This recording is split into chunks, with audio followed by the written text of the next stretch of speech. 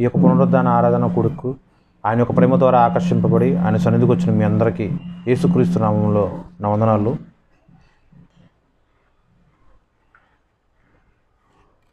చిన్న ప్రేయర్ చేసుకుని వాక్యం చూసుకుందాం. సైన్యములకు అధిపతి యెహోవా పరిశుద్ధుడు పరిశుద్ధుడు పరిశుద్ధుడు, భూత వర్తమాన భవిష్యత్ కాలంలో ఉన్న సర్వాధికారియు దేవునకు ప్రభు పరిశుద్ధుడు పరిశుద్ధుడు పరిశుద్ధుడు. గడ్డి పరక కన్నా హీనమై ఉన్నాం ప్రభు, కేవలం నీ కృపలో ఇక్కడ నిలబడి ఉన్నాం ప్రభు. ఏ పాటి వాళ్ళము మమ్మల్ని దర్శించి నీ వాక్యంలోని నిగూఢమైన రహస్యములు నీ కృపతో నీ కనికరము చొప్పున నువ్వే మా అందరికీ తేటతెల్లగా అర్థమయ్యేటట్టు వినగలిగిన చెవులు గ్రహించే ఆత్మ నువ్వే అనుగ్రహించమని యేసుక్రీస్తు నామమున ప్రార్థన చేయుచున్నాను తండ్రి, ఆమేన్.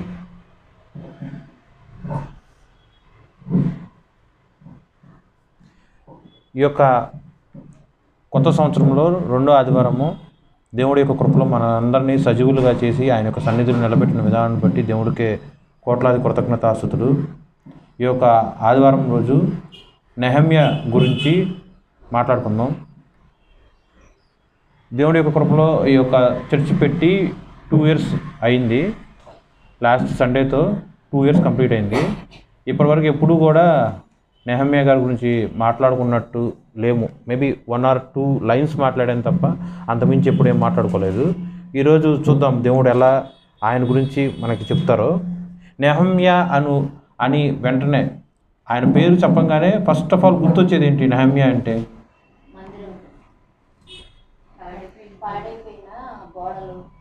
ఆయన మందిరం కట్టలేదు, యెరూషలేము చుట్టూతో ఉన్న పాడైపోయిన లేకపోతే కాల్చబడిన పడదోయబడిన గోడలను ప్రాకారముగా ఆయన కట్టాడా, కట్టించాడా, లేకపోతే ఏం చేశాడు? ఆయన ఏం చేశాడు? ఆయన ఆఫ్ చేశారు. రెండోది, ఆ యెరూషలేము యొక్క ప్రాకారములు కట్టడానికి ప్రార్థన చేశారు. ఇంకేం చేశారు? జనరల్గా ఏం గుర్తు రావాలి? యెరూషలేము ప్రాకారంలో కట్టించారో ప్రాకారం చుట్టూతో ఎన్ని గుమ్మాలు లేకపోతే ఎన్ని డోర్స్ ఉన్నాయి, లేకపోతే ఎన్ని రోజుల్లో కట్టించారో అని మాట్లాడుకుంటాం. ఎన్ని రోజుల్లో కట్టించారు? 52 రోజుల్లో కట్టించారు. మన దేశంలో సతీష్ గారు 52 రోజుల్లో ఆయన చర్చ్ని, కలవ టెంపుల్ని ఇలా నెహమ్య గారి యొక్క వాక్యము ఆయన్ని రోల్ మోడల్గా తీసుకొని 52 daysలో కట్టడం కానీ ఆ యొక్క చర్చి గుమ్మములను కూడా ఇలాగే సింక్ అయ్యేటట్టు ఆయన ప్లాన్ చేశారు. ఇవి కాకుండా ఇంకేమున్నాయి? ఇంకేమైనా ఉన్నాయా?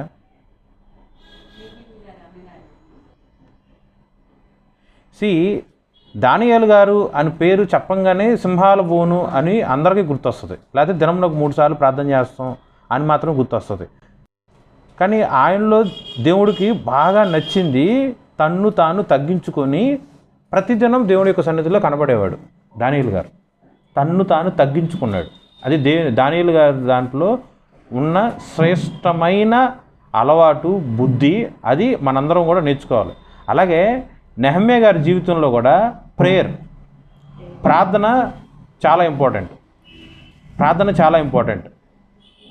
ఈ యొక్క కేవలం 13 అధ్యాయాలు ఉంటాయి నెహమ్య గారి గురించి.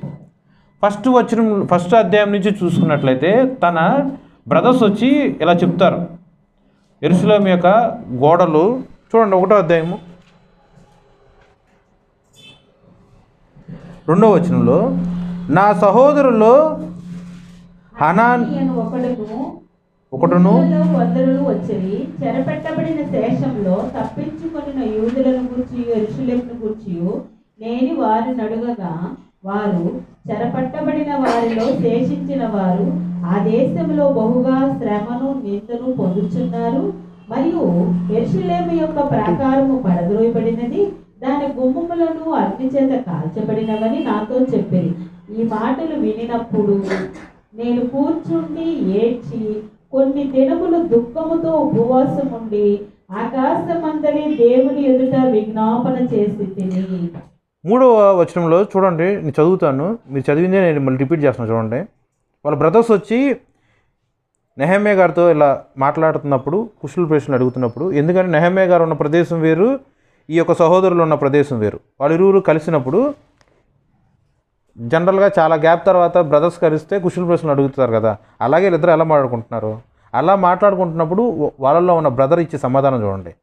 యెరూషలేము యొక్క ప్రాకారము పడద్రోయబడినది, దాని గుమ్మములను అగ్ని చేత కాల్చబడినవి అని నాతో చెప్పిరి.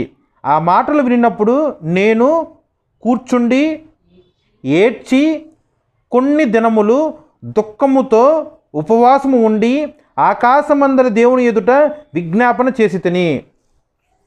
మనం జనరల్గా మాట్లాడుకుంటున్నప్పుడు కుశల ప్రశ్నలు మాట్లాడుకున్నప్పుడు ఏదన్నా ఆశ్చర్యం కానీ ఒక్కసారిగా స్టన్ అయ్యేటట్టు ఎవరన్నా ఒక ఉపద్రవం కలిగిన మాట లేకపోతే ఒక పరిస్థితులు మనకు చెప్పారనుకోండి, ఒక్కసారిగా మనం షాక్ గురవుతాం. షాక్ గురవగానే ఎమ్మటే నిలబడినాడు పడిపోవటం కానీ, కళ్ళు తిరిగి పడిపోవటం కానీ, సోదరి పడిపోవటం కానీ ఇవన్నీ సామాన్యంగా జరుగుతాయి కదా. ఈయనకి అది ఏమన్నా పర్సనల్ ప్రాబ్లమా, లేకపోతే నీ హెల్త్ ప్రాబ్లం ఉంది అని చెప్పంగానే ఏమైనా పడిపోయాడా, నీ ఇంట్లో పలానా ప్రాబ్లం ఉందని చెప్పంగానే పడిపోయారా, నీ ఉద్యోగానికి పలానా ప్రాబ్లం వచ్చింది అనగానే పడిపోయాడా, నీ ఆస్తుపాస్తులు అన్నీ కోల్పోయావు అని చెప్పంగానే పడిపోయాడా? ఆయన అసలు ఎక్కడున్నాడు? ఎక్కడో ఒక పర్షియన్ కింగ్ దగ్గర రాజుకి గిన్నె అందించే ఒక ఉద్యోగం. అంటే ఆయన గొప్ప హోదాలో ఉన్నాడు, కానీ అది ఎంత ప్రాణాపాయ ఉద్యోగం తెలుసా మీకు? ఎందుకు రాజుగారికి దగ్గర ఒక పనోడిని లేకపోతే ఒక అతన్ని పెట్టుకొని గిన్నె అందించేవాడిగా ఎందుకు ఉంచుతారు? రాజు డైరెక్ట్గా ఎందుకు తాగడు? గిన్నె అందించడం అంటే జస్ట్ ఎవరో వండిని తీసుకొచ్చేసి, ఎవరో తయారు చేసిన ద్రాక్షరసము లేకపోతే పానము తీసుకొచ్చేసి ఈ యొక్క నెహమ్యా అనే ఒక గిన్నె అందించేవాడు రాజుకి ఇస్తాడని అర్థమా? అదే అర్థం. గిన్నె అందించడం అంటే అర్థం ఏంటి?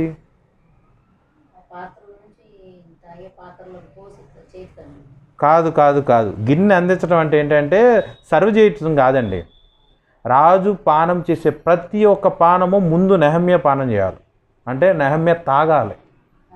రాజు మీద విష ప్రయోగం జరుగుతుంది అన్న భయంతో మేబీ ఈ యొక్క పర్షియన్ కింగ్ ఆ పేరు కూడా 13th అధ్యాయంలో ఉంటుంది, మొదటి అధ్యాయంలో కూడా ఉంటుంది.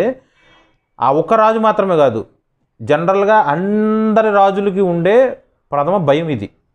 ఫుడ్లో వాళ్ళు తినే ఆహారంలో ఏమైనా విషం కలిపి వాళ్ళ మీద ఏమైనా హత్యా ప్రయత్నం చేస్తారు అన్న భయము, లేకపోతే ముందు జాగ్రత్తతో, లేకపోతే వాళ్ళు తాగే ఒక పానము ఒక డ్రింక్స్లో విషప్రయోగం చేసి రాజుకి ఈజీగా చంపేసి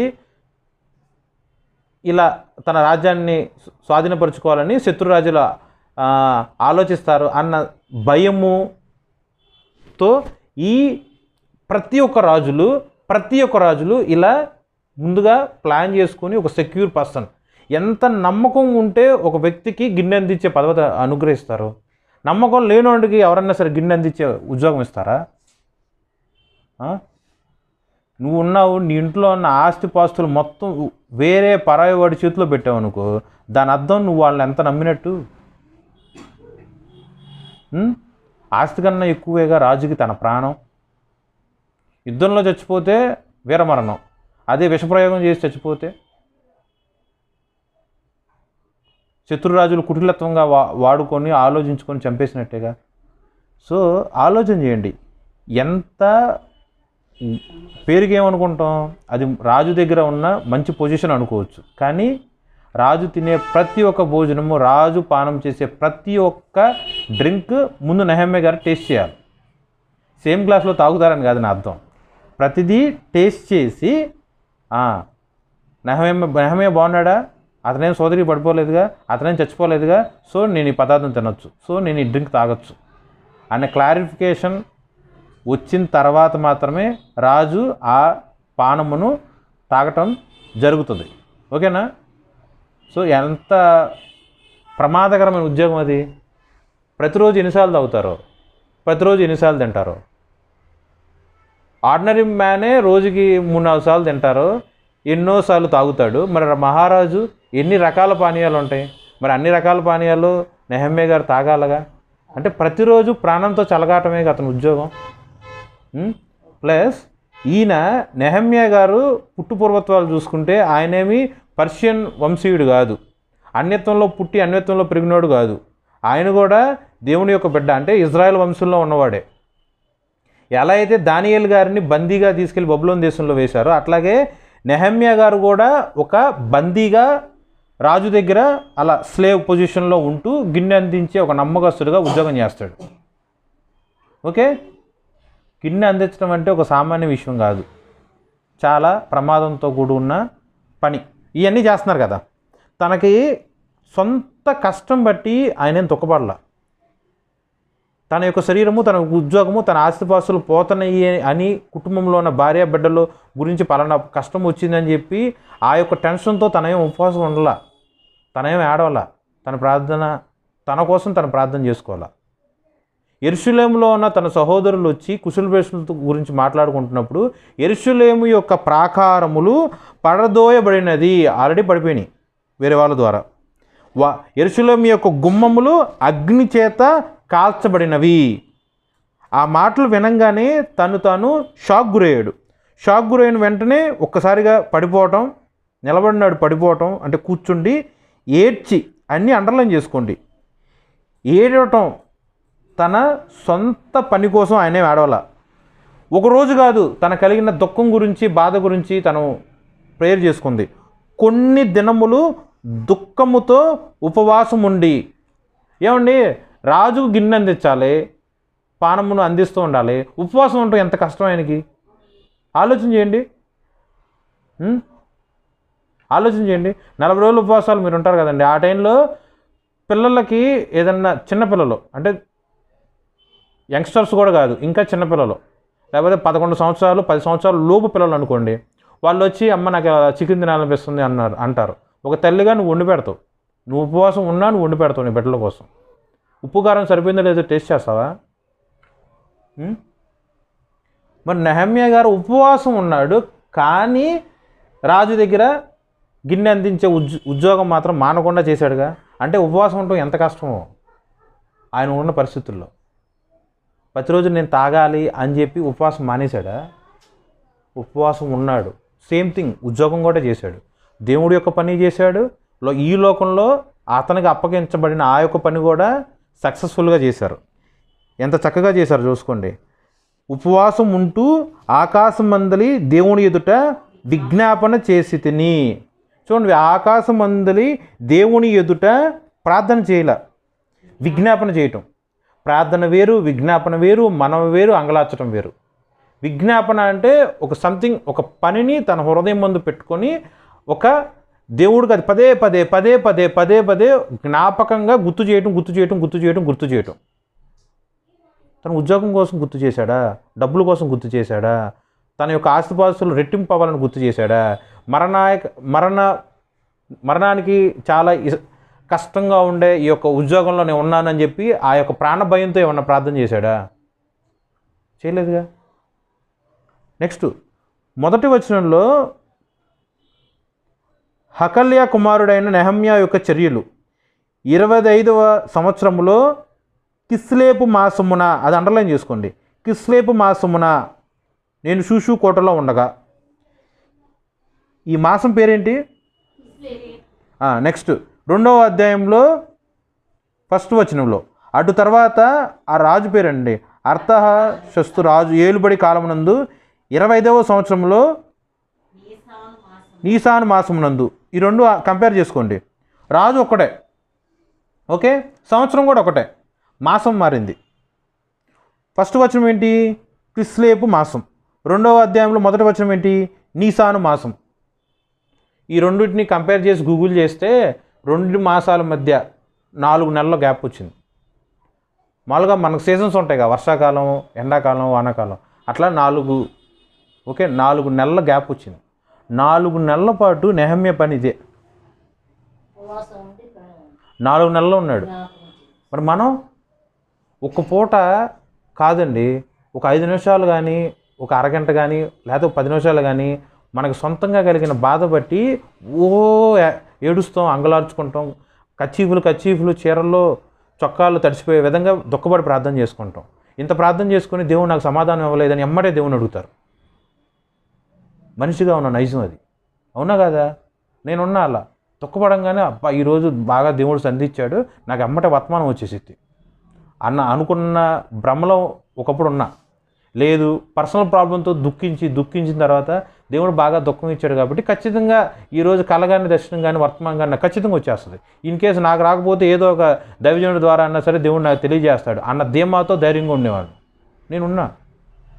కానీ నెహెమ్యా ఇక్కడ పరిస్థితి చూడండి, ఒక సంవత్సరంలో ఏ మాసం అది, కిస్లేపు మాసము దగ్గర నుండి నీసాను మాసము వరకు కూడా ఆయన మానక 4 months పాటు ఏం చేశాడు, దుఃఖముతో ఉపవాసం ఉండి ఆకాశమందల దేవుడి ఎదురు విజ్ఞాపన చేసి తిని. మరి నీ విజ్ఞాపన, నీ ప్రార్థన, నీ అంగలార్పు ఎన్ని కాలాలు ఉన్నాయి?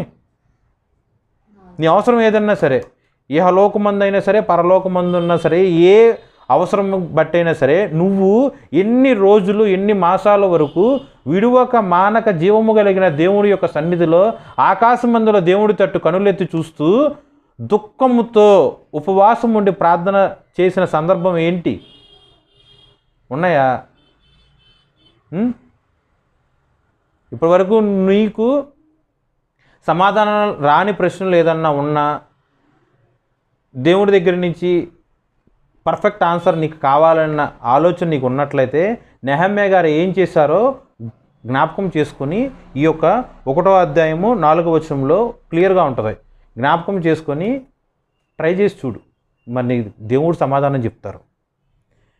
కొన్ని దినములు దుఃఖముతో ఉపవాసం ఉండి ఆకాశమందుల దేవుని ఎదుట విజ్ఞాపన చేసి తిని. ఆ విజ్ఞాపన ఎంత చక్కగా ఉంటుందంటే 1వ అధ్యాయము 5వ వచనం దగ్గర నుంచి 11వ వచనం వరకు మొత్తం ఇదే ప్రేయరే,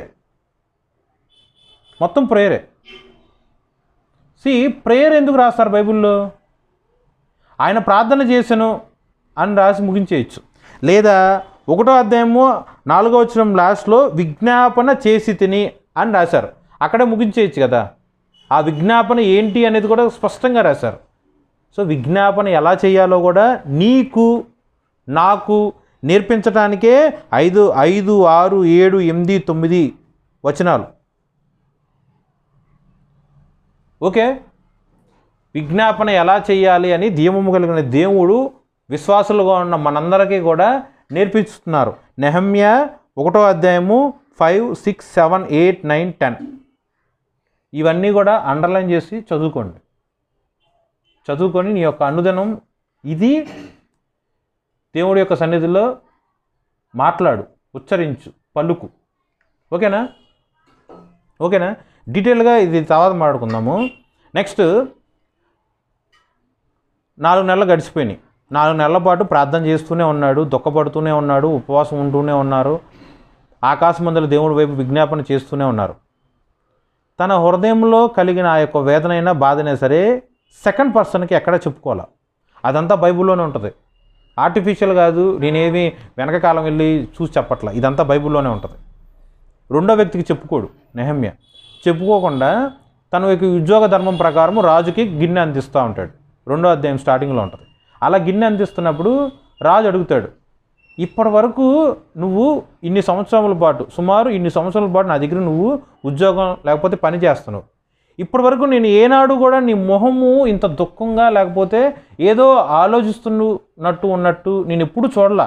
ఏంటి వాళ్ళ కొంచెం ఇలా ఉన్నావు? ప్రతిరోజు ఉండేదానికి వ్యతిరేకంగా లేకపోతే సంథింగ్ డిఫరెంట్గా ఉన్నావేంటి?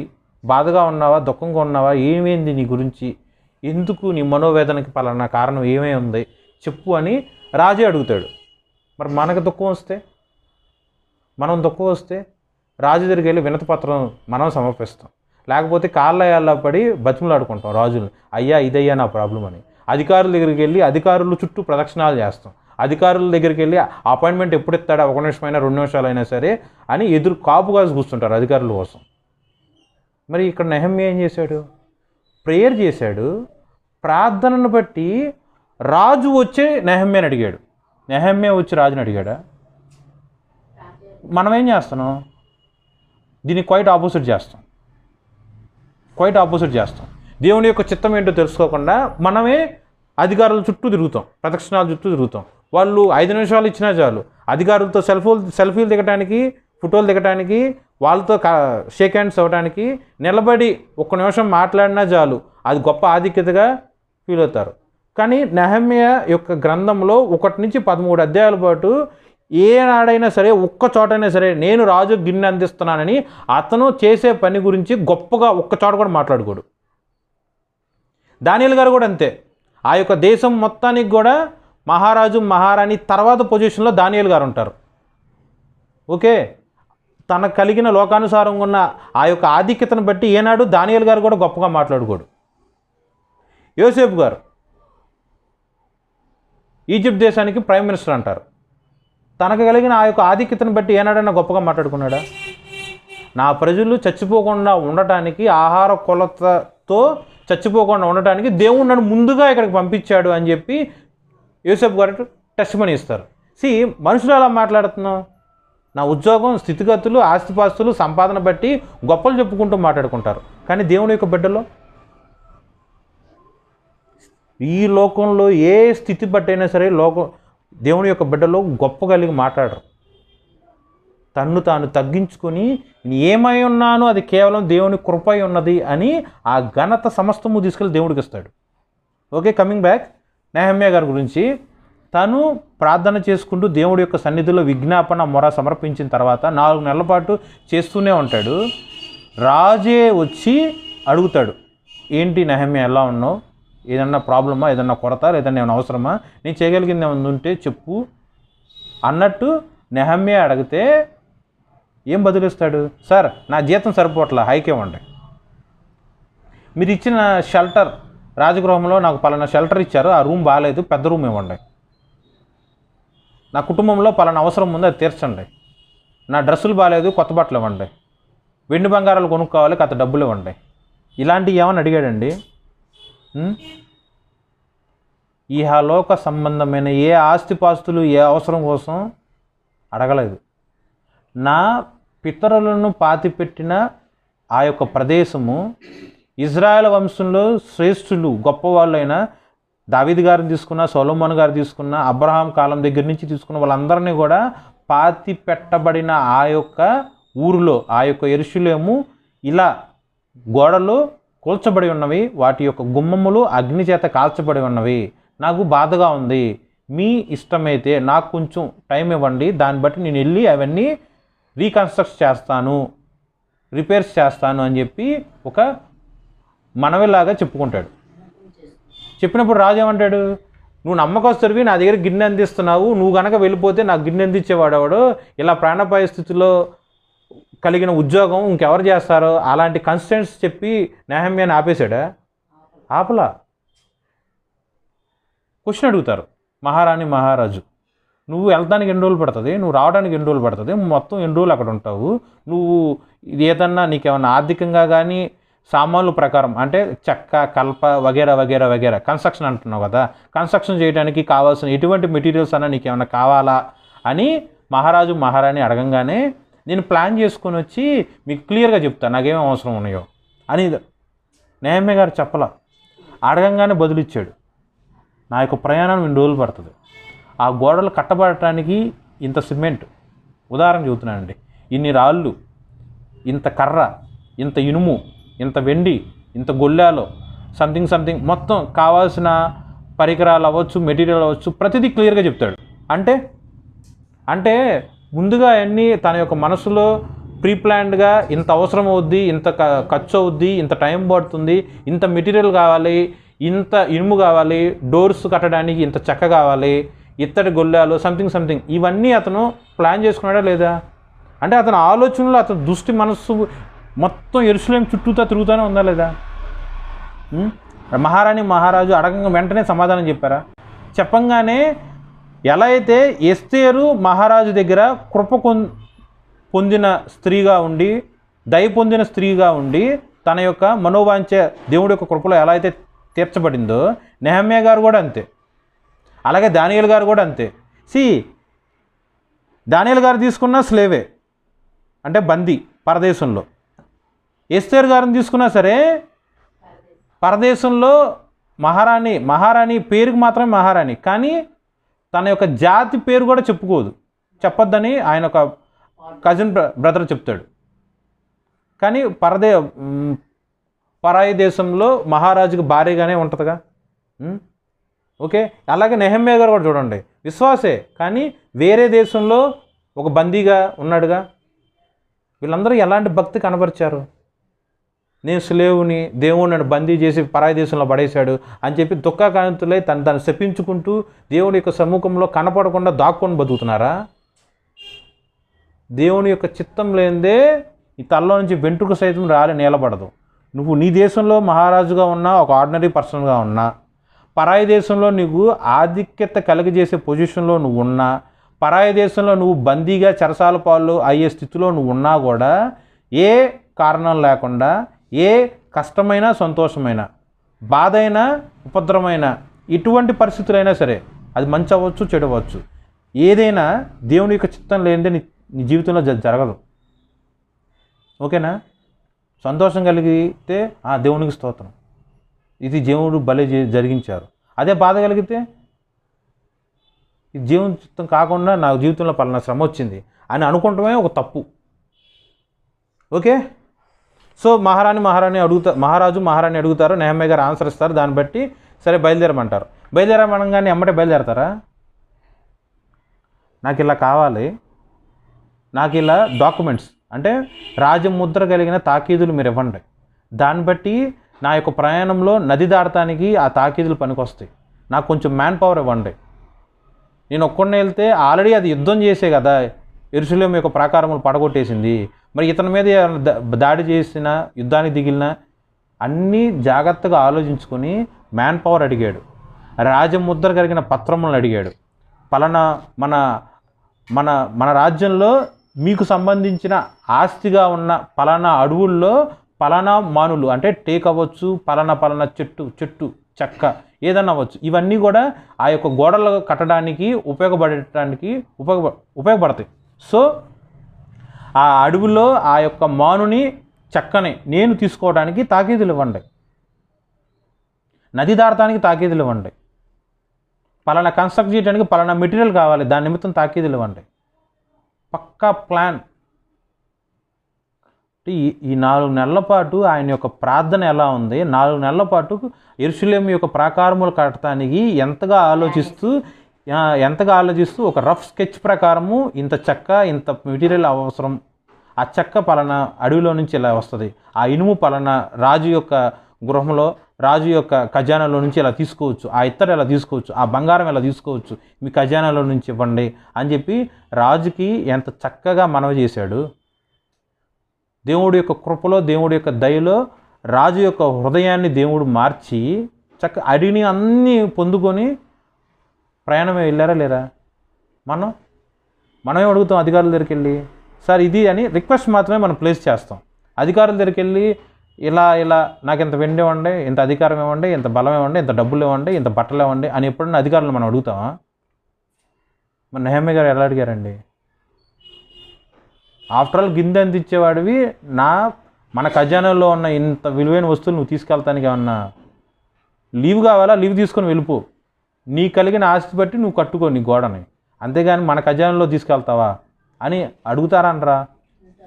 అలాంటి సిచ్యువేషన్ ఫేస్ చేశారా? ఫేస్ చేయలే.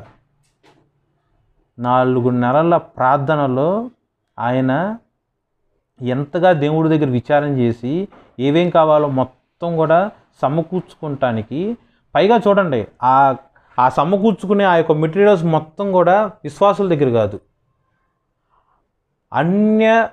పరాయి దేశంలో అన్య మతంని పూజించే, అన్య దేవతలను ప్రార్థించే ఒక రాజు ఖజానాలో తీసుకెళ్లారు. మీరు మనకేమైనా అవసరం వచ్చిందనుకోండి, చర్చ్లో ఉన్న మెంబర్స్ని వాళ్ళందరినీ మనం అడగచ్చు, బయట వాళ్ళని అడగగలరా? అంతే ధైర్యంగా ఒక హుకుం లాగా అడగగలరా? ఇది ఒకసారి అడిగి చూడండి, ఎవరిని ఇస్తారేమో. మరి నెహెమ్యా ఎలా అడిగాడండి? దేవుని యొక్క క్రియ, 4 నెలల ప్రార్థన, 4 నెలల ఉపవాసం, 4 నెలల పాటు జీవము కలిగిన దేవుడి వైపువే కనులెత్తి చూస్తూ విజ్ఞాపన చేయటం, మొరపెట్టడం, అంగలాచటం. మరి మీరు అవసరముల కోసం అధికారుల చుట్టూ తిరుగుతున్నారా? కావాల్సిన మెటీరియల్స్ సమకూర్చుకునే పనిలో ఉన్నారా, ప్రార్థన విసర్జిస్తున్నారా? ఆలోచన చేసుకోండి, కంపేర్ చేసుకోండి. నెహమ్యా ఏం చేశాడు, మరి నేనేం చేశాను, నేనైనా సరే మీరైనా సరే కంపేర్ చేసుకోండి. నెక్స్ట్ తన యొక్క దేశానికి అంటే యెరూషలేం వెళ్ళారు కదా, వెళ్ళిన వెంటనే నేను పలానా పని మీద వచ్చాను, లెట్స్ స్టార్ట్ అని చెప్పి చాటింపులో చేశాడా? చేయలే. పక్కనోడికి కూడా చెప్పలా ఎక్కడికి వెళ్తున్నాడు, ఏం చేస్తున్నాడు, ఏం అబ్జర్వ్ చేస్తున్నాడు అని. తనతో పాటు వచ్చిన అధికారులు, రాజు పంపించిన అధికారులు, హెల్పర్స్కి కూడా ఎవరికీ చెప్పలా. ఆ రాత్రి అక్కడ నిద్రపోయినప్పుడు, యెరూషలేం నిద్రపోయినప్పుడు ఆయన ఒక్కడే లెగిసి తన యొక్క వాహనం ఒక సంథింగ్ ఒక ఎద్దునో లేకపోతే ఏదో గాడిదనో లేదా పశువునో ఏదో వాహనంలా చేసుకుంటాడు. అది తీసుకొని దాని మీద డ్రైవ్ చేసుకుంటూ మొత్తం యెరూషలేం చుట్టూ రౌండ్ వేసి వస్తారు, ఎక్కడెక్కడ ఏమేమి కూలిపోయినాయి ఎట్లా ఉన్నాయి అని. రాత్రి వేళ ఆయన ఎక్కడికి వెళ్ళాడో ఎవరికి తెలియదు, ఆయన ఎటు వెళ్ళి ఏం తీసుకొచ్చాడో అసలు వెళ్ళిన విషయం కూడా చుట్టుపక్కల ఉన్న వాళ్ళు ఎవరికి తెలియదు. అంత రహస్యంగా మొత్తం ప్లాన్ చేస్తారు. ఎందుకు దాచుకోవాల్సిన అవసరం? వచ్చిన పని బాహాటంగా చెప్పేయచ్చుగా. పని స్టార్ట్ చేసిన తర్వాత ఇటు తెలిసిపోద్ది కదా, స్టార్ట్ చేయకముందే నేను చెప్పేస్తా. తెలియాల్సింది వారం రోజుల తర్వాత తెలిసేది ఏదో ఇవాళ చెప్పేస్తే పోద్దిగా అన్నట్టు కూడా అనుకోవచ్చు, లాజిక్కే కదా అది. కానీ ఎందుకు ఏం చెప్పాలా? కారణం లేకుండా ఉండదే. ఆలోచన చేయండి. రేపు స్టార్ట్ చేసిన తర్వాత కూడా మీదకి వస్తారు కదా. ఎలా అయితే మెటీరియల్ మొత్తం కూడా సమకూర్చుకున్నాడో అలాగే మనుషుల్ని, యెరూషలేము ప్రజలందరినీ కూడా సమకూర్చుకోవాలిగా. ఆ ప్రజలందరినీ సమకూర్చుకునే వరకు కూడా ఎవరితో కూడా ఈ పని చెప్పడు ఆయన. నేను పలానా పని మీద వచ్చానని ఎవరితో చెప్పడు. యెరూషలేములో ఉన్న ప్రజలందరినీ సమకూర్చుకొని ఆయా జాతులు సంథింగ్ ఆయా గోత్రములు, జాతులు కాదు సారీ, ఆయా గోత్రములు ప్రజలందరినీ కూడా సమకూర్చుకొని, మరి ముఖ్యంగా యాజకులుగా ఉన్న లేవీయుల వంశంలో ఉన్న వ్యక్తులందరినీ కూడా, దైవజనులుగా ఉన్న ప్రవక్తలుగా ఉన్న ఎజ్రా గారిని, వీళ్ళందరినీ కూడా సమకూర్చుకొని వాళ్ళందరితో ఒక ఏకాభిప్రాయానికి వచ్చి తర్వాత తన పని స్టార్ట్ చేసే ముందు చెప్తారు. Okay okay. సో గోడ కట్టడం అంటే సింపుల్గా ఒక ఇటుక, ఒక బ్రిక్స్ మాత్రమే కాదండి. మెటీరియల్ ఎంతైతే అవసరమో, యెరూషలేము అంటే ఆ యొక్క దేశంలో ఉన్న సరిహద్దు ఎన్ని కిలోమీటర్లు ఉంటుంది, అన్ని కిలోమీటర్ల వరకు కట్టడానికి ఆయన ఒక్కడి వల్ల అవుద్దా? ఎంతమంది సహకారం కావాలి? సొంత ప్రజలేగా, వాళ్ళందరికీ ఆయన ఒక ప్లాన్ ఎక్స్ప్లెయిన్ చేయాలి, ఇది అని చెప్పాలి. ఇది స్టార్ట్ చేసిన వెంటనే ఎవరైతే యుద్ధం చేసి ప్రాకారం కూల్చేస్తారో వాళ్ళు మళ్ళీ వచ్చే ఛాన్స్ ఉంటుందిగా. ఇవన్నీ కాకుండా మెయిన్ థింగ్ ఏంటంటే తన ప్రజలే, తన ప్రజల మధ్య ఉన్న వాళ్ళే తిరుగుబాటు చేసే ప్రమాదం కూడా ఉంటుందిగా. సో వాళ్ళన్నీ ప్లాన్ చేసుకోవాలిగా. ఎంత చక్కగా దేవుడి యొక్క ఆలోచన చొప్పున ప్రార్థన యొక్క సహాయంతో ఆయన నడిపింపబడుతున్నాడు, పరిశుద్ధాత్మ నడిపింపు. ఓకే చూడండి, మనం ఏం చేస్తాం, వర్తమానం రాగానే సంతోషంతో వచ్చి బయట చెప్పేస్తాం. ఓకే, దేవుడు బయలుపరిచిన రహస్యం ఏదన్నా ఉంటే సంతోషంగా చెప్పేసుకుంటాం. సో ఈ వివేచన జ్ఞానం దేవుణ్ణి అడగాలి, ఏది చెప్పాలో ఏది చెప్పకూడదు, ఎవరితో ఎంతవరకు మాట్లాడాలి, అది దేవుడి పనే. కానీ ఎంతవరకు చెప్పాలో అంతవరకే చెప్పాలి, చెప్పకుండానే ఉండాలి. ఇవన్నీ కూడా వాక్యంలో స్పష్టంగా ఉంటుంది. 12వ వచనం, 2వ అధ్యాయము 12వ వచనంలో, యెరూషలేము గురించి దేవుడు నా హృదయమందు పుట్టించిన ఆలోచనను నేనెవరితోనైనాను చెప్పలేదు. అదంతా అండర్లైన్ చేసుకోండి. యెరూషలేము యొక్క ప్రాకారము గోడలు, కాల్చబడిన గుమ్మములు నెహమ్యా గారు కట్టించారు. ఇది నెహమ్యా యొక్క స్కెచ్చా, నెహమ్యా యొక్క ఇష్టమా, ఆలోచన కాదు. స్పష్టంగా రాస్తుంది, దేవుడు నా హృదయమందు పుట్టించిన ఆలోచన. ఓకే, దేవుడు నా హృదయమందు పుట్టించిన ఆలోచన. నీ హృదయంలో దేవుడు ఎటువంటి ఆలోచన పుట్టించాడు? నీ విశ్వాస జీవితంలో దేవుడికి దగ్గరగా వెళ్తానికి దేవుడు నీ హృదయంలో పుట్టించిన ఆలోచన ఏంటి? ప్రార్థన అయినా, కృపావరముల కోసం నువ్వు ఎంతవరకు కష్టపడుతున్నావు? దేవుడి యొక్క రక్తమును ప్రచురము చేయు నిమిత్తము నీ హృదయంలో పుట్టిన ఆలోచన ఏంటి? దేవుడు పాప పరిహార్థమై చిందించిన ఆ యొక్క నిష్కలంకమైన క్షమాగుణం కలిగిన ఆ యొక్క రక్తము గురించి నువ్వు ప్రచురము చేయనట్లుగా నీ హృదయం ముందు పుట్టించిన ఆలోచన ఏది? వాక్యము, సువార్త, దేవుడి యొక్క శక్తితో కూడిన వార్త, అది ప్రచురము ప్రకటన చేసినట్లు దేవుడు నీ హృదయం ముందు పుట్టించిన ఆలోచన ప్రకారము నువ్వు ఎంతవరకు ప్రవర్తిస్తున్నా? నీ అవసరములు, నీ అక్కరలు, ఇహలోకమైనా సరే పరలోకమైనా సరే, వాటన్నిటిని కూడా నువ్వు స్వతంత్రించుకోవడానికి దేవుడు నీ హృదయం ముందు పుట్టించిన ఆలోచన ప్రకారము నువ్వు ఎంతవరకు నడుచుకుంటున్నావు? ఒక్కలేనేనండి, ఎన్ని రకాలుగా దేవుడు నిన్ను క్వశ్చన్ చేస్తున్నాడు, నన్ను క్వశ్చన్ చేస్తున్నాడు. యెరూషలేము గూర్చి దేవుడు నా హృదయం ముందు పుట్టించిన ఆలోచనను నేనెవరితోనైనా చెప్పలేదు. ఆ రాత్రే అతని యొక్క వాహనంగా ఉన్న పశువుని తీసుకొని ఆ యొక్క పరిసరాల్లో మొత్తం ఒక రౌండ్ వేస్తారు. ఓకే, రౌండ్ వేసిన తర్వాత వాట్ ఈజ్ వాట్ మొత్తం ఒక రఫ్ స్కెచ్, బ్లూ ప్రింట్ అనుకోండి, అలా అన్న ఆలోచన తీసుకుంటారు. దాన్ని బట్టి తన యొక్క సహోదరులను, ఆ యొక్క యెరూషలేము ప్రజలను, లేవీయులను, యాజకులను అందరినీ సమకూర్చుకొని ఇలా దేవుడు యొక్క పని మనం చెయ్యాలి అని వాళ్ళందరినీ పిలుస్తాడు ఆయన. ఇవన్నీ కూడా వాక్యంలోనే ఉంటుంది. 2వ అధ్యాయంలో 16వ వచనంలో చూడండి, నేను ఎచ్చటికి వెళ్ళినది ఏమి చేసేదని అధికారులకు తెలియలేదు. యూదులకే కానీ, యాజకులకే కానీ, యజమానులకే కానీ, అధికారులకే కానీ, పని చేయు ఇతరుల వారికే కానీ నేను ఆ సంగతి చెప్పి ఉండలేదు. ఓకే, దేవుడు యొక్క పని కార్యరూపం దాల్చే వరకు కూడా ఆ యొక్క మర్మము నీ హృదయంలో పెట్టుకొని దానికోసం నువ్వు ప్రార్థన చెయ్యాలి. దేవుడు ఎప్పుడైతే చెప్పమంటాడో, దేవుడు ఎప్పుడైతే ఆ పని స్టార్ట్ చేయమంటాడో అప్పుడు మాత్రమే చెప్పాలి.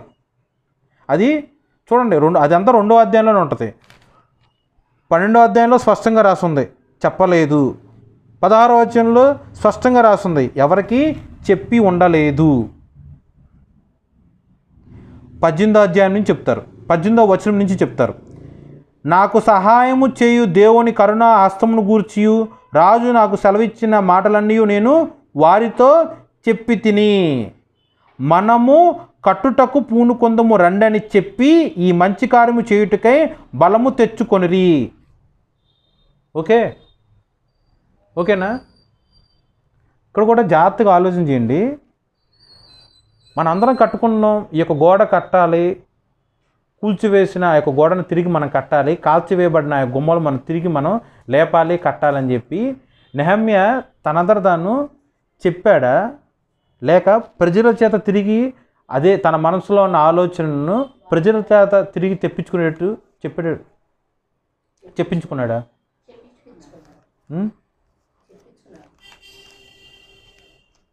అర్థమవుతుందా? చూడండి, అదంతా వాక్యంలోనే ఉంటుంది. 17వ వచనం, అయితే వారితో నేను ఇట్లాంటిని, మనకు కలిగిన శ్రమ మీకు తెలిసి ఉన్నది. యెరూషలేము ఎట్లు పాడైపోవునో, గుమ్మముల అగ్ని చేత ఎట్లు కాల్చబడినో మీరు చూచి ఉన్నారు.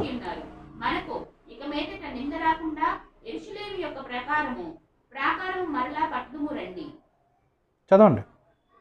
ఇదియుగాక నాకు సహాయం చేయు దేవుని కరుణాహస్తమును గూర్చియు రాజు నాకు సెలవిచ్చిన మాటలన్నిటినీ నేను వారితో చెప్పి తిని, అందుకు వారు మనము కట్టుటకు పూనుకొందుము రండని చెప్పి ఈ మంచి కార్యము చేయుటకై ఆ బలము తెచ్చుకొనిరి.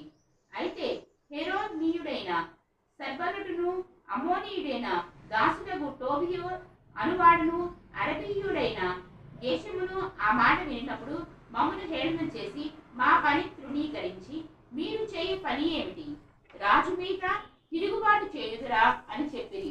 చాలండి, చాలు. 12వ వచనంలో అలాగే 16వ వచనంలో ఎక్కడా కూడా ప్రజల దగ్గరికి వెళ్ళి ఇదిగో నేను ఇలా పని మీద వచ్చానని చెప్పి చెప్పుకోవాలి.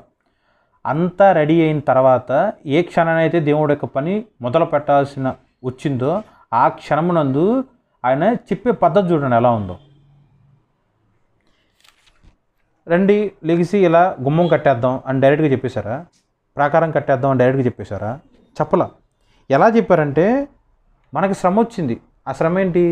మన ప్రాకారంలో యెరూషలేము యొక్క ప్రాకారముగా ఉన్న గోడలన్నీ కూల్చివేయబడటం, వాటి యొక్క గుమ్మములు కాల్చివేయబడటం. ఇది మనకు శ్రమ. యెరూషలేము ఎలా పాడైపోయిందో, దాని గుమ్మములు ఎలా కాల్చబడి ఉన్నాయో మీ అందరికీ తెలుసు. మీ ఇల్లు ఎలా కాల్చబడి ఉంది, మీ సరిహద్దులు ఎలా కాల్చబడి ఉన్నది, దేవుడి యొక్క ఇల్లుగా ఉన్న యెరూషలేము ఎలా కాల్చబడినదో మీకు అందరికీ తెలుసు. నీ ఇల్లు కాల్చబడిందంటే నీ మీద నింద రాకుండా ఉంటుందా? నీ కుటుంబం పాడైపోతే ఆ యొక్క పనిని బట్టి తల్లికి నింద రాకుండా ఉంటుందా? అంటే నీ గర్భవాసాన పుట్టిన పిల్లలు ప్రయోజకులుగా లేరనుకో, వాళ్ళని అంటారా, లేకపోతే వాళ్ళకి జన్మనిచ్చిన తల్లిదండ్రులు అంటారా? సో నీ ఇల్లు పాడైపోతే ఆ నింద నీ మీద వస్తుందా? జ్ఞానవంతురాలు ఇల్లు కట్టుకున్నాను, సుబుద్ధి కలిగిన భార్య యెహోవా యొక్క దానం, భార్య దొరికినాడు మేలు దొరుకును. సో ఎక్కడా కూడా ఇల్లు కట్టుకోవటం అనే ఒక పని భర్తకి ఇచ్చారా, భార్యకి ఇచ్చారా? సంఘం దేన్ని పురుషుడితో పోల్చారా, స్త్రీతో పోల్చారా? సో నీ ఇల్లు కట్టుకోవడానికి భార్య ఇంపార్టెంటా, భర్త ఇంపార్టెంటా? చెప్పండి చెప్పండి. ఇప్పుడు యెరూషలేముని ఒక స్త్రీగా, ఒక ఇల్లుగా, నీ సొంత ఇల్లుగా ఒక ఉపమానంగా నువ్వు తీసుకో. నీ ఇల్లు ఇలా కాల్చివేయబడింది, కూల్చివేయబడింది, అగ్ని చేత ఇలా జరిగింది. దాన్ని బట్టి ఆ యొక్క స్త్రీకి, లేకపోతే ఆ యొక్క తల్లికి, లేకపోతే ఆ యొక్క భార్యకి సిగ్గుగా ఉంటుందా, శ్రమగా ఉంటుందా, బాధగా ఉంటుందా? అప్పుడు ఆ తల్లి ఏం చేయాలి? ప్రార్థన చేయాలి, ఉపవాసం ఉండాలి, విజ్ఞాపన చేయాలి, దేవుడి వైపు కనులెత్తి చూస్తూ మనవి చేస్తూనే ఉండాలి. విడువక మానక అంగలారుస్తూ ఉపవాసం ఉండి దేవుడి యొక్క సమాధానము కోసం వేచి ఉండాలి. 4 నెలల పాటు నెహమ్యా వేచి ఉన్నట్టు ఆ స్త్రీ, ఆ తల్లి, దేవుడు ఆ తల్లి హృదయంలో పుట్టించే ఆలోచన కోసం కనిపెట్టుకుని ఉండాలి. ఏ క్షణానైతే ఆ తల్లి హృదయంలో దేవుడు ఆలోచన పుట్టించాడో ఆ ఆలోచనను కార్యరూపంగా చేయటానికి తన యొక్క కుటుంబంలో ఉన్న తన భర్తను, తన యొక్క బిడ్డలను దగ్గరికి సమకూర్చుకొని, దేవుడు నాకు ఇలా చెప్పాడని చెప్పి ఆ ప్లాన్, దేవుడు ఇచ్చిన ప్లాన్ తన పెనిమిటికి, తన బిడ్డలకి చెప్పి ఆ ప్లాన్ ఎగ్జిక్యూట్ చేయాలి. ఓకే ఓకే ఇది పేరుగే ఒక యెరూషలేము, ఒక యెరూషలేము ప్రాకారము. దాని ఉపమానముగా నీ యొక్క ఇల్లు, నీ ఇంటిలో సరిహద్దులుగా ఉన్న ఆ యొక్క సమాధానము, నీ ఇంటి యొక్క అభివృద్ధి, నీ భర్త యొక్క అభివృద్ధి, నీ గర్భవాసాన పుట్టిన నీ బిడ్డల యొక్క భవిష్యత్తు. ఉపమానం నువ్వు ఆలోచిస్తున్నావా? ప్రార్థన చేస్తున్నావా? కనిపెట్టుకుంటున్నావా? దేవుడు నీ హృదయంలో పెట్టిన ఆలోచన ఉందా లేదా? ఒకవేళ లేదనుకో, ప్రార్థన చేసి కనిపెట్టు. ఒకవేళ ఉందేమో, ఒకవేళ ఉండినట్లయితే ఆ ఆలోచనను కార్యరూపంగా దాల్చడానికి అడుగు ముందుకు వే. సమకూర్చు నీ యొక్క భర్తని, నీ గర్భవాసాన్ని పుట్టిన బిడ్డలని. దేవుడి యొక్క భయం వారి హృదయంలో ఏలుబడినట్లు నువ్వు ప్రార్థన చేసి దేవుడి యొక్క ప్లాన్ వాళ్ళ జీవితంలో ఎగ్జిక్యూట్ చేసేటట్టు నువ్వు చెయ్యి. ఒకవేళ చేయట్లేదా, నీ జీవితాన్ని దేవుడికి అర్పించి ఇక్కడి నుంచి అయినా సరే అవి జరుగునట్లు ప్రార్థన చేసుకోవాలి. ఓకే, ఎలా అయితే తన ప్లాన్ ఎగ్జిక్యూట్ చేశారో ఇది ప్లాన్ అని చెప్పంగానే ఆ యెరూషలేములో ఉన్న మిగతా ప్రజలందరూ కూడా ఆమోదించారా లేదా? తల్లి రూపముగా తన యొక్క పెనిమిటికి, తన యొక్క బిడ్డలకి చెప్తే ఆ బిడ్డల యొక్క దగ్గర నుంచి రావాల్సిన సమాధానం ఏంటి? మనము కట్టుటకు పూనుకొందము రండి. దైవ చిత్తానుసారంగా ఆ పని వెళ్తున్నప్పుడు ఆ కుటుంబంలో ఉన్న బిడ్డలు, కుటుంబంలో ఉన్న కుటుంబ సభ్యులు అందరూ కూడా ప్రార్థనతో కనుక ఉంటే ఎమ్మటే ఆమోదిస్తారు. ప్రార్థనలో లేరనుకోండి, అప్పుడు ఏం జరుగుతుంది? ఈ ఉన్నారు చూసారా, సన్బలటు, టోబియా, గెషెము లాంటి వాళ్ళు తిరుగుబాటు చేసి హేళన చేస్తారు. ఆ చెప్పేవాళ్ళే కళ, ఆ చెప్పేవాళ్ళే దర్శనం, ఆ చెప్పేవాళ్ళే వర్తమానం. దేవుడు నీకేనా చెప్పేది? దేవుడు నీకేనా ప్రార్థన చేసేది? మాకు చేయడా? మాకు రాదా ప్రార్థన చేసుకుంటాం? మా బతుకు మేము బతకలేమా? సంథింగ్ ఇలా ఉదాహరణ చెబుతున్నా. ఇవన్నీ ఇలాంటి హేళన కలిగిన మాటలను మన మీద మాట్లాడతారు. అంత మాత్రమే కాకుండా నువ్వు ఇలా చేయటం వల్ల ఈ చుట్టుపక్కల ఉన్న పక్కింటి వాళ్ళు ఏమనుకుంటారేమో, అధికారులు ఏమంటారేమో, ప్రార్థన చేస్తే ఆ అధికారి చూస్తే మనల్ని ఏమైనా అంటారేమో, ప్రార్థన చేసుకుంటున్నాం అని తెలిస్తే మనకు రావాల్సింది కూడా రాకుండా ఆపేస్తారేమో. ఎన్ని ఉదాహరణలు ఇక్కడ రాస్తుంది కదా. ఆ మాట 19వ వచనంలో, ఆ మాట వినినప్పుడు మమ్మను హేళన చేసి మా పనిని తృణీకరించి మీరు చేయు పని ఏమిటి? రాజు మీద తిరుగుబాటు చేయుదురా. ఓకే, సో దేవుడి పనే. ఆ దేవుడి పని మనం స్టార్ట్ చేసినప్పుడు హెల్ప్ చేయడానికి ఎలా అయితే ఉంటారో ఆ పనిని ఆపటానికి కూడా అలాగే ఉంటారు. 2 పాళ్ళు ఉంటాయి. ఆపటానికి వచ్చారు కదా అని ఆగిపోకూడదు, హేళన చేస్తున్నారు కదా అని ఆగిపోకూడదు, నువ్వు తిరుగుబాటు చేస్తున్నావు కదా అని ఆగిపోకూడదు, నువ్వు ఈ పని చేయటం వల్ల ఈ యొక్క సొసైటీలో మనకి హేళనగా, అవమానకరంగా, అమర్యాదగా చూస్తారు, విలువేషన్లాగా మనల్ని ట్రీట్ చేస్తారని చెప్పి ఆగిపోకూడదు. అల్టిమేట్ గోల్ ఏంటి? దేవుడు నీ హృదయం ముందు పుట్టించిన ఆలోచనను నెరవేర్చు వరకు ఆ పూనుకొని నువ్వు ఆ పని చేయటమే. అర్థమవుతుందా?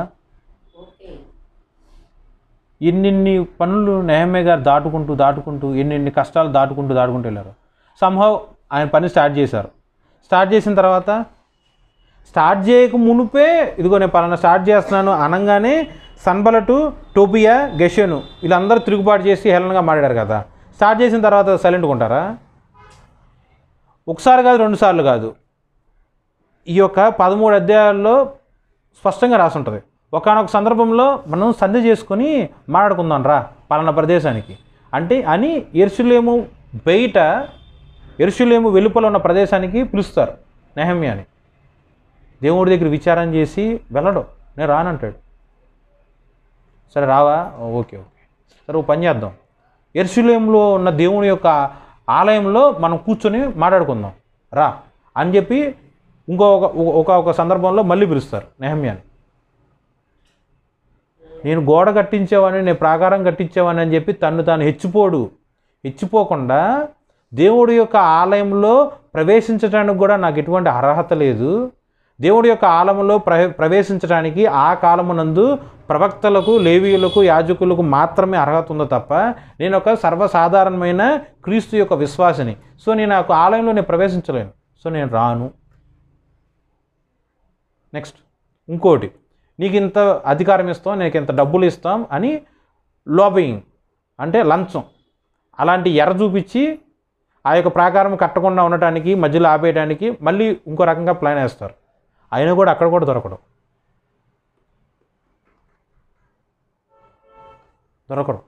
ఇవన్నీ తప్పించుకోవటానికి కారణం ఏంటి? ప్రేయర్. యుద్ధం చేయడానికి ఇంకో వేరే రాజుని పంపిస్తానని చెప్పి భయపెడతారు. అప్పుడు కూడా స్పష్టంగా రాసి ఉంటుంది, ఒక చేత్తో మేము కట్టడం చేస్తున్నాం, ఇంకో చేత్తో కత్తి పట్టుకొని మమ్మల్ని మేము రక్షించుకుంటూ ఎదుటాడు శత్రువులు ఎవరో రాకుండా ఉండటానికి కాపు కాసి కూర్చుంటున్నాం అని చెప్పి ఇవన్నీ కూడా వాక్యంలోనే ఉంటాయి. ఓకేనా? అర్థమవుతుందా? దేవుడి యొక్క పని పూనుకునేటప్పుడు ఎన్ని ఆటంకాలు వస్తాయి. ఎన్ని ఆటంకాలు వచ్చినా సరే వాళ్ళు అన్నారు కదా, ఈ సన్బలటు, టోబియా, గెషము అనువారు ఇలా అన్నారు కదా అని చెప్పి మాటకు మాట సమాధానం చెప్పాల. ఎక్కిరించారు కదా అని చెప్పి నేను తిరిగి ఎక్కిరిస్తానని అనలా. హేళన చేసి మాట్లాడారు కాబట్టి నేను తిరిగి హేళన చేయగలను అని ఎక్కడ మాట్లాడాల. యుద్ధం చేస్తున్నాం కదా అంటే తిరిగి వెళ్ళిపోయి యుద్ధం చేయలే. తాను సెక్యూర్గా ఉంచుకోవటానికి యుద్ధ పరికరాలు దగ్గర పెట్టుకొని రెడీగా అయితే ఉన్నాడు, కానీ తన మీదకు వస్తేనే యుద్ధం చేయడానికి రెడీగా ఉన్నాడు, కానీ తనే ఎదురుగా వెళ్ళిపోయి యుద్ధం ఎక్కడా చేయలే. ఎటువంటి ఆస్తిపాస్తులకి ఎరవేసిన అవసరాలు సంథింగ్ లంచం ఇచ్చేటట్టు ఎరవేసినా సరే దేనికి లొంగిపోలే. ఆ ఆధిక్యత, దేవుడి యొక్క ఆలయంలో నువ్వు ప్రవేశించే గొప్ప ఆధిక్యత నీకు ఇస్తాను అని చెప్పి అలాంటి గొప్ప అంటే ఆత్మీయంగా కూడా ఎరేసిన, లోకానుసారంగా ఎరేశారు, ఆత్మీయానుసారంగా కూడా ఎరేశారు. అయినా సరే ఎక్కడ లోబడిపోలా, తన యొక్క పని ఆపేలా. ఇవన్నీ జయించడానికి కారణం ఏంటి? కేవలం ప్రేయరే. దేవుడు పని చెప్పాడు, ఆ పని మీద గురి, ఆ గురి కలిగి వెళ్ళటానికి ఆ యొక్క ప్రయాణంలో ఈ యొక్క సన్బలట, టోబియా, గెషెను వీళ్ళందరూ వస్తారు. ఎంతమంది వచ్చినా ఎక్కడా కూడా తన యొక్క పని ఆపుకోవటం జరగల, కానీ వేసేరాళ్ళు వేస్తూనే ఉన్నారు. అయ్యే గాయాలు అవుతూనే ఉన్నాయి. హేళన చేస్తున్నా లెట్ ఇట్ బి, యుద్ధానికి వచ్చినా లెట్ ఇట్ బి, నిందల పాలైనా లెట్ ఇట్ బి, లంచం ఇవ్వాలని చూసినా లెట్ ఇట్ బి, ఏదైనా సరే స్వీకరించారు, కానీ తిరిగి చేయలే. అర్థమైందా? మాట పడ్డాడు, తిరిగి మాట అనలా. మరి మనం అండి, మనం నేను దేవుడి పని పూనుకుంటే ఇలా నన్ను అంటున్నారండి అని చెప్పి దేవుడి యొక్క సన్నిధిలోనే అంగలారుస్తారు. అవునా కదా? నేను ప్రార్థన చేసుకుంటే నా ప్రార్థన హేళన చేసి అన్నారండి అని చెప్పి దేవుడి యొక్క సన్నిధిలో ప్రార్థన చేస్తారు. అది కరెక్టేనా?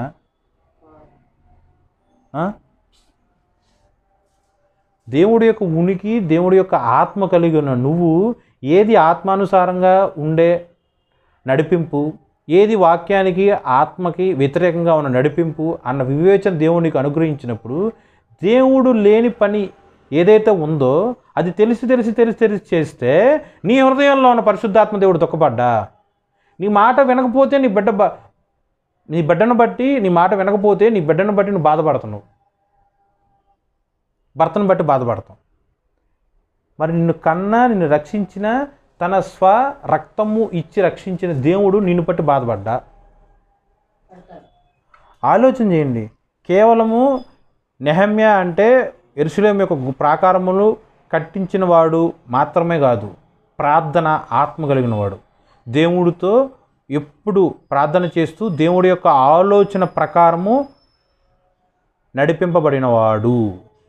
ఓకే, దేవుడి యొక్క చిత్తం అయితే ఈ యొక్క గుమ్మములు ఇవన్నీ కూడా మళ్ళీ మాట్లాడుకుందాం. చిన్న వాక్యం దేవుడు దీవించునుగాక. ఆమెన్.